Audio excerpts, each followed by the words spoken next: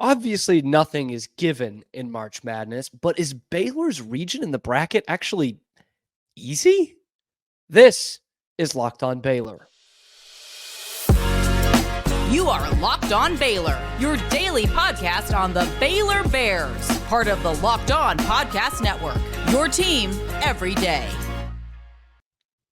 Welcome to another episode of Locked On Baylor, brought to you by FanDuel. I am your host, Cam Stewart from ESPN Central Texas. Joining me, the ball father, the daddy of brackets, Mr. Branden MacKinnon from Our Daily Bears. Branden. Just daddy of a 4-month-old. Enough. Don't need any other daddy enough brackets, poopy diapers. Yeah. Daddy brackets. That's what we're going with. I would go with that. You are more or less our resident dad. I don't want to, tick Matt off, but he comes on sometimes too. Actually, two Matts that I have on a few times who are dads. But when we're talking brackets, we're talking to bracket daddy. Let's do it, man. You're going to put that on like your email signature or something. Yeah, I'm sure that my software sales job will love that. Yes. Best regards. Please buy Love Daddy brackets. That'll get some good reception in March. This is Daddy Brackets' month. We are officially in March as you're listening to this on March 19th because we have a bracket in front of us. Feels and good. Today we're going to be talking about the West region. And so Branden, let me take you back in time here. Sunday night, you're watching the selection show, popcorn, bated breath, everything. Baylor is the 3 seed in the West region. It's the last one that's revealed. What was your reaction on Sunday night to that selection for Baylor? My reaction is, how is there not a live cam on every team? CBS is dropping the ball. They need to cut to every team, show everyone's reaction. I want to see it. I don't care for your, sponsored partner of Capital One, your airtime. Just show us the team reaction. My reaction. That's why we're watching. Was happiness. I think that we have a very favorable region, not to jinx it, but if you look at this region, there's no one that when I'm on paper, I go 1 through 16. That scares me as much as the valleys of Baylor play scares me. I think our biggest opponent would be us hitting offensive funks. But yeah, man, I'm happy with our bracket. We've seen some of these teams before, whether it be in recent memory, so we're familiar with some of the faces, or even this year, we've played Michigan State, didn't go great. But I feel good about. We have them right where we want them, though. We just need another crack at them. Exactly. It would be helpful to not play on a neutral site in Detroit. I mean, it's ridiculous. It would be tough. Michigan State would have beaten the Detroit Pistons that night. Like, it was literally East Lansing South. Yeah. To be honest, Baylor might have beaten the Pistons on that night too, and they played very poorly. Did you watch our side of the ball? Yeah. Well, I was looking at this and I kind of had a similar reaction, and it's the same one that I had with the women's bracket, as a matter of fact, where I looked at the women's bracket and I was like, okay, I don't see Iowa, I don't see South Carolina, I don't see LSU. Perfect. And I'm looking at the men's one. I don't see UConn. I don't see Houston. I don't see Iowa State. I don't even see Purdue, who I wasn't that worried about. So, or Tennessee, like a guy like Connect who can give you a 40 ball. Like I don't have that concern. Yeah, and so I look, and obviously Arizona was one that was on that 2 or 1 line all season long. We're going to get used to them pretty soon when they're in the Big 12. But North Carolina, deserved 1 seed, sure. I think Iowa State probably did a little bit better. But when you look at that, you probably have the most uncertain 1 seed at the top. You've got a 2 seed that went kind of quiet towards the end of the year. They're not coming in red hot in Arizona. So how much do you buy into that? I know that's a long way off, and we'll talk about the immediate future here soon, but seeing those 2 at the top versus what some of these other regions have, what does that do for you?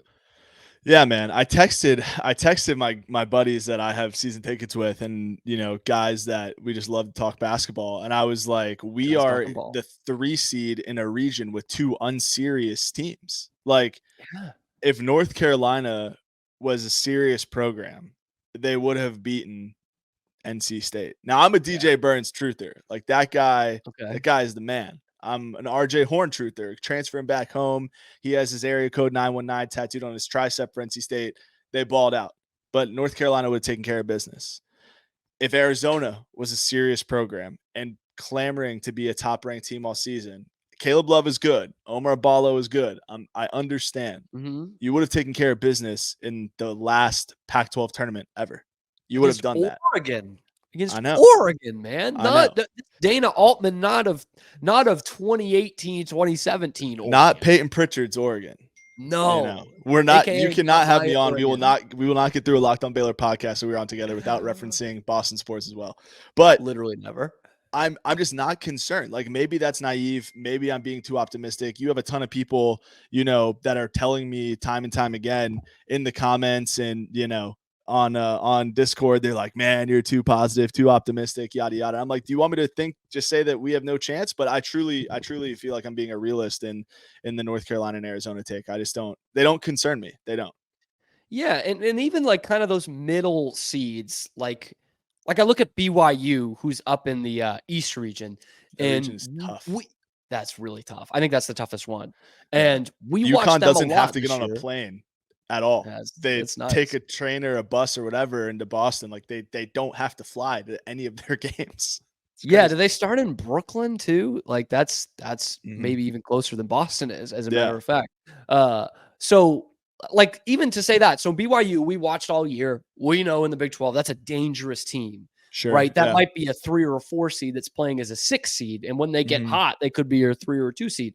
You don't even have that.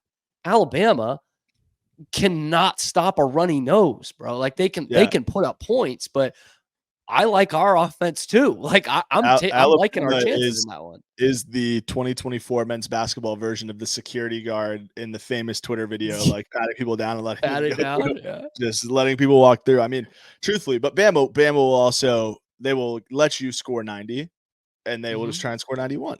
So like, does the Bama offense concern me? Maybe, but yeah, there's no middle seed juggernaut, and maybe I'm undervaluing a North Carolina and an Arizona, and the metrics probably say so. But I've watched them play enough games. I believe Arizona has a quad 3 loss, if I'm not mistaken, and like I think I heard that on another pod. We've seen North Carolina play up and down to their competition. There's no team in this region that gives me pause that doesn't make me think that Baylor can advance out of this region. Right. I'm not saying they're the favorite. I'm not saying it's a lock, but there is no team where I'm like, we have a major uphill climb. Now, let me ask you this about Baylor specifically, because this was something I was fighting really all year long, because I still don't think it's as drastic as it was last year. But if the threes aren't going in for Baylor, is there any chance? Because I look at the losses and all the losses, no matter what the reason for the loss is, they shoot poorly from 3. And last year, I think we could agree it was high volume and they didn't have much of an offense outside of that. I think they do this year, but I agree. The proof is in the pudding. Yeah, last year, when you look at the top of our rotation, I'm not trying to like digress too much, but there wasn't a ton of creators that had the body to actually go to the rim, right? Like Keontae was a little slender, right? A little bit unpolished. The spacing is treating him well in the NBA. Adam Flagler, national champion, whatever, not speaking ill of him, but a bit smaller in stature. LJ Cryer, same thing, right? Where this year, I think that we have guards that have shown us that they can create inside the protected area. And also we have an elite level finisher and lob threat in Eve Misi, Josh Ojawuna as well. Ray J is one of the better, alley-oop throwers, higher assist guys in the country. So if the threes aren't falling, I think that Baylor can manufacture offense in other ways. But if they fall in love with the 3-man, I think I texted you during the Iowa State game, like stuff looks hard. Like that's a good way of putting it. In March Madness, I look for and get excited about teams where it's like, plan A isn't working, but this still looks easy. So I think we can. The question of will we is different. And I think it can look hard. Like stuff just looks hard for us. Today's March Madness bracket highlight is brought to you by our friends at Nissan. Each week, we are picking one team that stands out, a team that has pushed it further than the rest, just like any of the all-new 2024 Nissan SUVs. These guys were able to take it to the next level. I am talking about the New Mexico Lobos. They can only be described as the Pathfinder.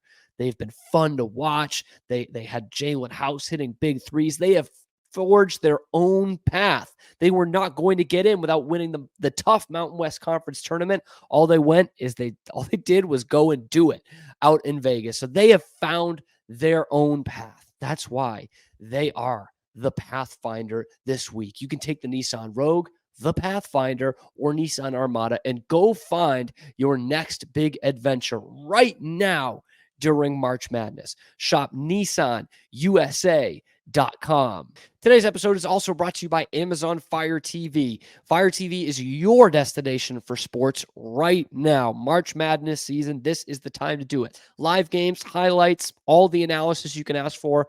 Fire TV offers those amazing viewing experiences, especially with their smart TVs. But you can also use the Fire TV stick that I use and I'm bringing with me to Memphis this weekend that you can just plug into your existing TV, and it provides all that access to the millions of movies and TV episodes, as well as the free and live TV, things like sports. So whether it's the March Madness tournament or whether you're just getting ready for baseball season or you're into your NBA team, you're going to want to have a Fire TV, okay? They also recently created specific channels to deliver a constant supply of the latest videos from your favorite sports brands, all for free, which is my favorite kind of brand, free. That includes all of us at Locked On and most of the big pro leagues and college conferences as well. Those Fire TV channels lets you dive into all of the games, analysis, highlights, and more to keep up to date on all the latest in the world of sports. And you know this week is going to be the funnest but toughest to keep up with as everyone is playing in those 68 teams in March Madness. Not to mention great news, entertainment, anything you can watch on TV, you're getting it on Amazon Fire TV. So check out those channels on Fire TV and your Alexa devices. If you have not checked out the Fire TV channels, you really should. Trust me on this one. To learn more, visit Amazon.com/LockedOnFireTV. And looking at that first round matchup, I'm going to ask you about Colgate here. Okay. I'm not going to ask you for your in-depth take on Colgate, but this is a team that is going to the tournament for the fourth year in a row. They've not won a tournament game ever, but seasoned guys who actually got a lot of help from their sophomores in the conference championship, who have been here and have played together for a long time. And you look at Baylor, they are skilled, but they are young, including your point guard who has never played a tournament game. And we've seen how much the team goes as he goes this year. Yeah. Does that kind of give you any pause of, is this team too young? I know they've gone through a gauntlet together, but are they too young? I mean, young, inexperienced, haven't played a long time together. Like, you can throw a lot of red flags there. At the end of the day, the line is 13.5.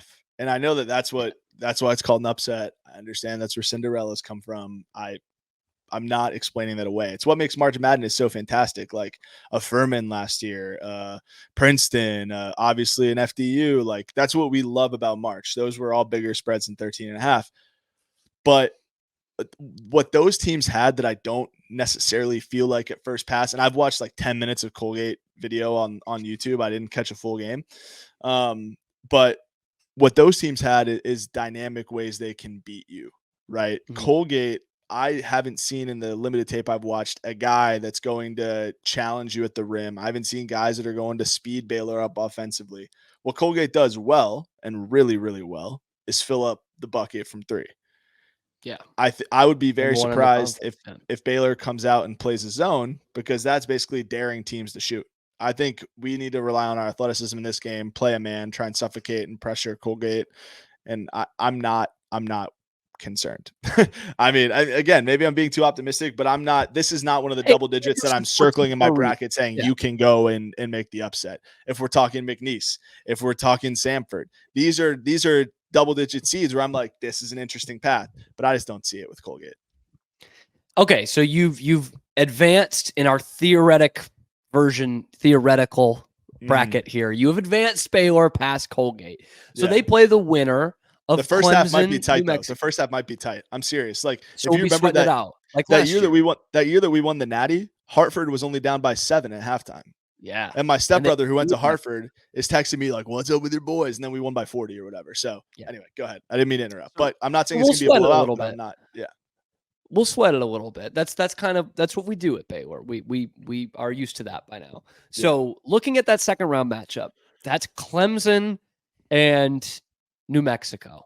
Mm-hmm. Now, I know we're not going to go game by game here, but this fascinates me because you got on one hand the Brad Brownell thing and what he's saying about the Big 12, and I think Clemson's a pretty solid team.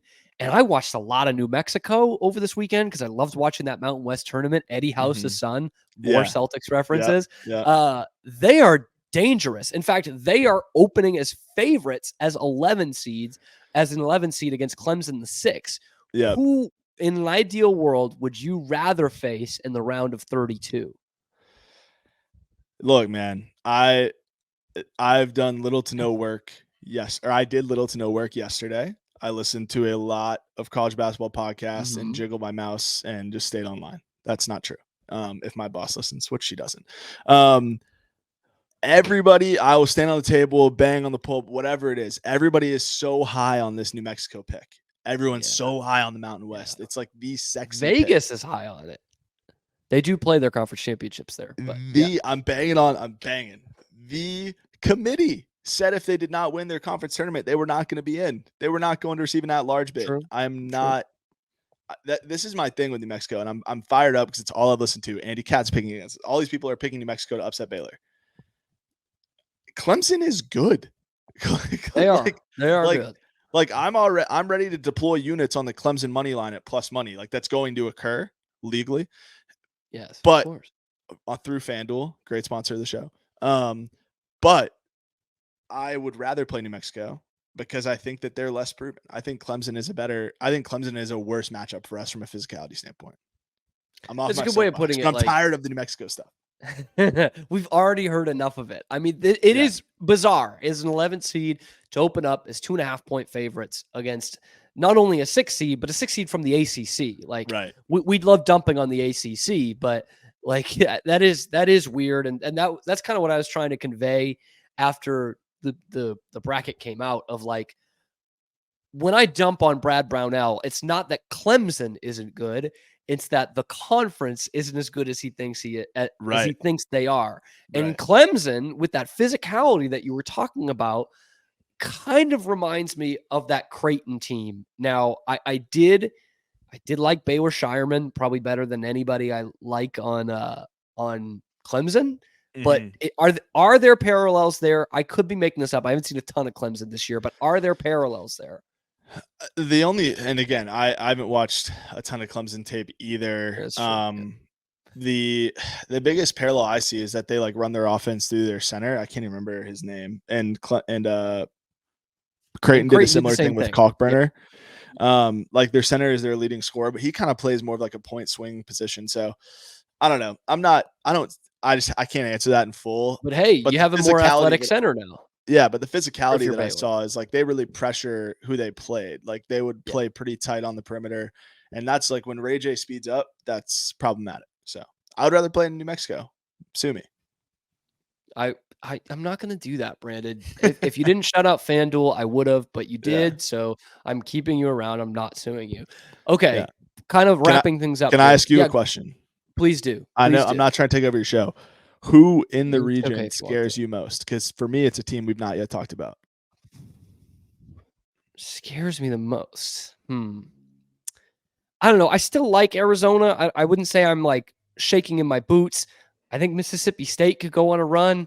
And again, going to that Mountain West, I wouldn't love to play Nevada. Is one. I'm not scared of it, but I wouldn't love that matchup. Are you looking at because we have mentioned all but like one or two teams here.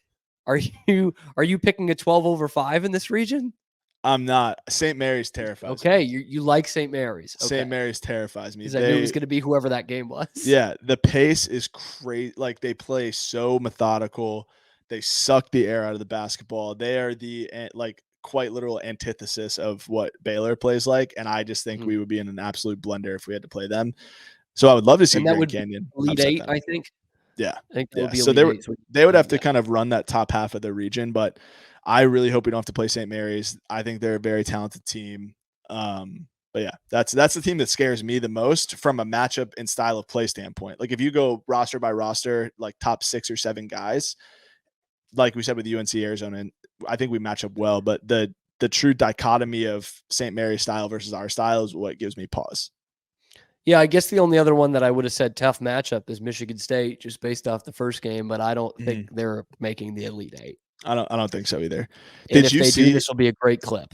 Yeah, that will be. Yeah, clip it. Did you see the end of the Grand Canyon game in their conference tournament where the guy did the windmill dunk up 12 with like 20 seconds left, and the opponent inbounded the ball but like threw it at the guy? Did you see that? Them? Yeah, that was crazy. That was excellent for guys who for short guys who would get really angry and pick up basketball. I felt seen there. I felt really seen. All right, Brandon. One more question before we get you out of here. And we did this in last year's show when we were previewing the 23 tournament. And I will probably have you on if Baylor advances past this weekend, hoping to have you on before the end of their run. How far can this Baylor team go? So I have one bracket that I've created called Baylor Bias, and I have us winning it all. And in the last article I wrote, I said this is our ceiling. So I think we can. I think we've seen so much parity outside of UConn in this year's NCAA tournament, or excuse me, in this year's college basketball season.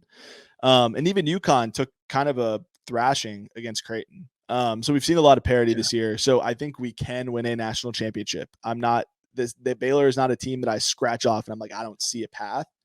But like a realistic thing, I think we can make a run at an Elite Eight, and then from there, anything can happen. I think we will win 3 games in this tournament for sure, and then from there, anything can happen. Which is what we need, man. We just need to get to that second weekend for us fans. That's going to help a lot for the banter people online. Daddy Brackets, Branden MacKinnon. There he is. Thanks, bro. Has Baylor going all the way. And if that is the case, we will have games next week. So I will have you on next week. Branden, thank you so much for joining once again. Appreciate it, man. Have a good one. You heard Branden shout him out. There's a reason why today's episode is brought to you by FanDuel. The reason why is because it's America's #1 sports book. Say goodbye to busted brackets. Okay, because FanDuel lets you bet on every game of the tourney. Whether you're betting on a big upset or the 1 seed, it's time to go dancing on America's #1 sportsbook. Right now, new customers get $200 in bonus bets if your first $5 bet wins. That's $200 to use on point spreads, money lines. You can even pick who is going to win the whole darn thing. Just visit FanDuel.com/lockedon and bet on college hoops until they cut down those nets in Phoenix. That's FanDuel.com/lockedon. Very special thank you once again to Branden MacKinnon for coming on, Daddy Brackets, breaking it down and keeping us all in our place about how Baylor should fare, how New Mexico should fare. Really appreciate that. Branden knows ball better than just about anybody else out there, and I really am hoping we can get him on before the end of the tournament. From one Baylor legend and Branden MacKinnon to another Baylor legend, Grant Teaff. Big weekend for former Baylor coach Grant Teaff. He actually was announced that he is now going to have the stadium in his hometown of Snyder, Texas, named after him. And it just what an accomplishment, what an award, what an honor for Coach Grant Teaff, and what an honor for Snyder, Texas, by the way. If you're from a small town, you get it. I'm from a small town in Massachusetts, which is a lot different from a small town out in the big country in West Texas where Snyder is. But Grant Teaff, anyone he ran into, if he could bring up Snyder, he was going to bring up Snyder. And in a statement, he said it was the foundation of all that he became and all that he is now into his 90s. And obviously what we know him as is a very successful football coach, a great community leader, and a huge inspiration to Baylor, to Waco, and much, much more. Still, obviously, a huge supporter of Baylor and Baylor athletics. If you ever get the chance to meet Grant Teaff, you will not regret shaking his hand and just talking some ball with him, talking life with him.